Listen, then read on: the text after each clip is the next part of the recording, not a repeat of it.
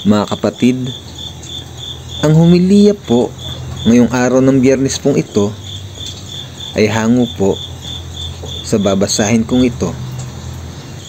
Lucas, Kapitulo 9, versikulo 18 hanggang 22. Ang pahayag ni Pedro tungkol kay Jesus. Isang araw, habang si Jesus ay nananalangin mag-isa, lumapit sa kanya ang mga alagad. Tinanong sila ni Jesus, "Ano ang sinasabi ng mga tao tungkol sa akin? Sino raw ako?" Sumagot sila, "Ang sabi po ng ilan, kayo si Juan na tagapagbautismo.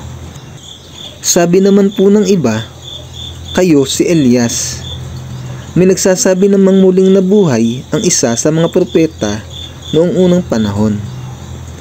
Kayo naman, ano ang sabi ninyo?" Tanong niya sa kanila. "Kayo po ang Kristo na sinugo ng Diyos." Sagot ni Pedro.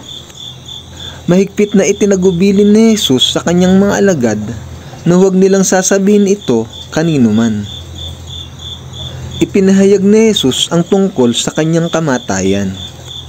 Sinabi pa niya sa kanila, ang anak ng tao ay dapat magdanas ng matinding hirap. Itatakwil siya ng mga pinuno ng bayan, ng mga punong pari at ng mga tagapagturo ng kautusan. Siya ay ipapapatay nila, ngunit sa ikatlong araw ay muli siyang bubuhayin ng Diyos. Ang mabuting balita ng Panginoon. Pinupuri ka namin, Panginoong Hesukristo.